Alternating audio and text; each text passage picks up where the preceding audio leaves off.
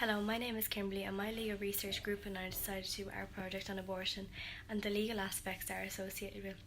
We will be giving an overview on the Constitution, the statistical information, the debate between anti-abortion and pro-abortion, the cases that argue each side, the comparison with the UK law and the Irish law, and finally the upcoming referendum.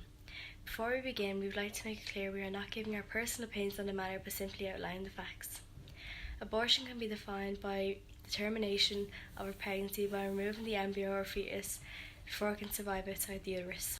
My group and I decided to do our project on abortion as we felt it was the most current topic being discussed in law at this time. We will be providing all our references in the link below. Up next is Graham, who will talk about the previous constitution and review all the laws that are associated with abortion. Hi, I'm Graham and I'm here to bring you through the history of the Constitution. The first Constitution was signed in 1922 under the Irish Free State. Another constitution was later signed in 1937 under Taoiseach Eamon de Valera. This had major changes regarding the Catholic Church. In the constitution, it recognised the Catholic Church as the sole religion in Ireland. 5 years previous, the Catholic Church held the Eucharistic Congress here in Dublin. Thousands of representatives from the Catholic Church from all over the world joined in Dublin to celebrate this event. This meant that the Catholic Church's influence in Ireland was growing. In 1983, with a 50% turnout from the population, over 66% of people in Ireland voted that abortion was illegal. Although it may seem unrelated, it can be seen that the Catholic Church's influence in Ireland was a major factor in that law being put in place. As part of this video assignment, I'll be talking about the current Constitution of Ireland around the 8th Amendment and how it defines a child versus that of English law. The current Constitution of Ireland defines an unborn child as having the same rights to life as his mother.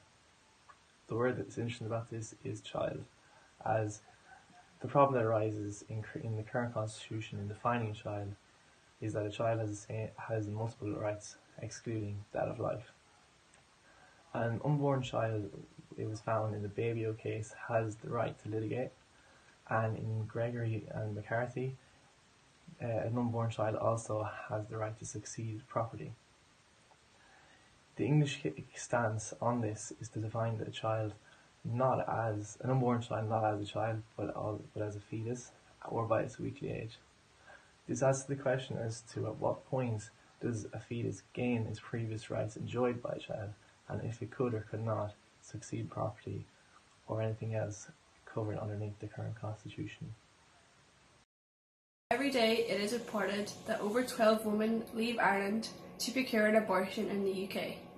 These women who procure these abortions are mainly in their 20s, so it is a common misconception for the Republic of Ireland that most people who procure these abortions are under the age of 18.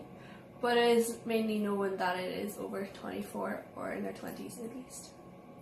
It is also known that the Irish abortion laws are among the strictest in the world. Since 1980, 150,000 women have procured an abortion while leaving Ireland to access these abortion services in the UK. However, in the last decade, the number of women in Ireland seeking an abortion have decreased. This is mainly caused by better access to contraception, like the pill as well as condoms, and better sex education in schools.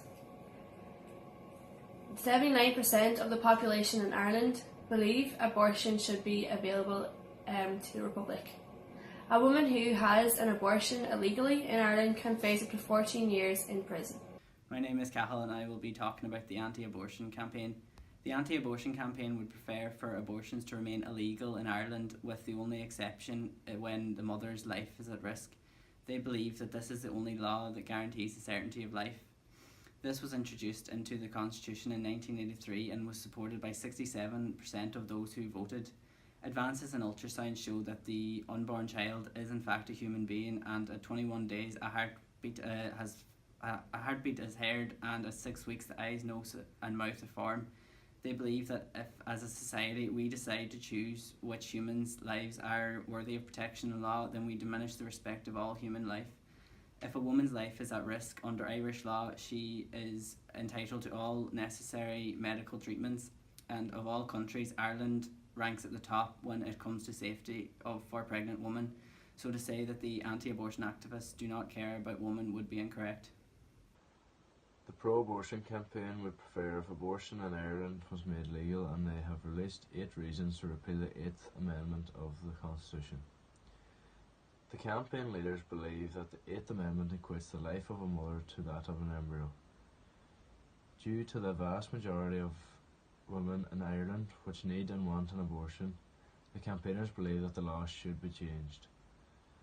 It believes that due to the vast number of women who have already died in Ireland having been denied life-saving abortion procedures, it should be legalised. At least 150,000 women have travelled to other countries to procure an abortion since 1980. Most are unable to travel due to financial or health reasons. The campaign says it is wrong to jail doctors and women for up to 14 years for having had an abortion within Ireland. It also says due to the democratic status of the country and the majority wanting an abortion legalised, that it should be legalised. The current constitution does not put enough value on the life of women. In 1992, in the Attorney General v X case, it involved a 14-year-old girl who became pregnant as a result of rape, and her life was at risk from suicide. Her parents took her to England to get an abortion and contacted Gardaí before the abortion, asking if DNA from the aborted fetus would be admissible as evidence in the courts against the defendant, as he was denying responsibility. Gardaí sought legal clarification from the Attorney General at the time, Henry Whelan, who proceeded to obtain an injunction against Miss X and her parents prohibiting the abortion. Injunction was appealed to the High Court, and Justice Costello upheld it. Judgment was appealed to the Supreme Court, who lifted the injunction with a majority of 4-1 vote. It was held the abortion was permissible in certain circumstances, and that a woman had a constitutional right to an abortion where necessary to save her life. Such abortions are now performed in Ireland or abroad. Following on from April, I will now discuss the Hala Panaver case. Miss Hala Panaver presented herself at University College Galway with complaints of some abdominal pain.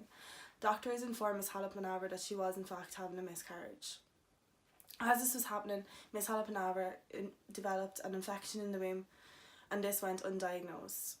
She asked the doctors for a termination of the pregnancy repeatedly, but the doctors told her that she could not have one under Irish law, as there was still a fetal heartbeat.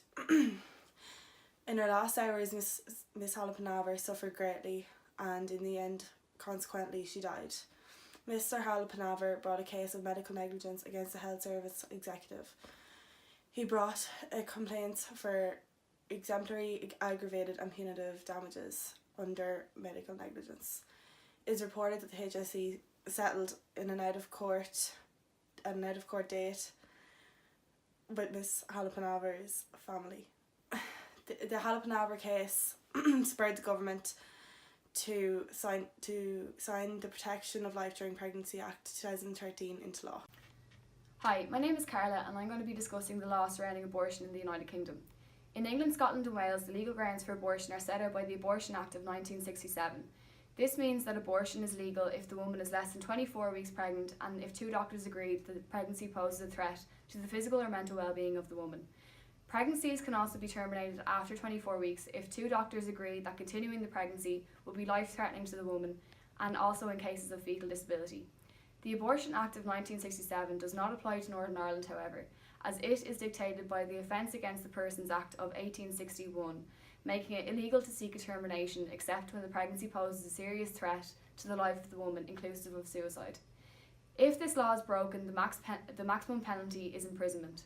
However, Northern Irish women are free to travel to England, but they must pay for the termination in private clinics, as they will not be covered for abortions by the National Health Service. The referendum on the repeal of the 8th Amendment will take place on the 25th of May this year.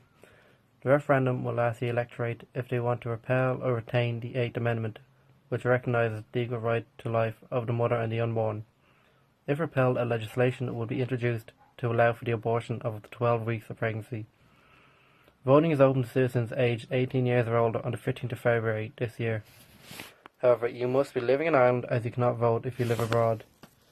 Hopefully we have given the viewer a clear insight into what the 8th Amendment states, as well as providing a clear and unbiased approach on abortions in Ireland.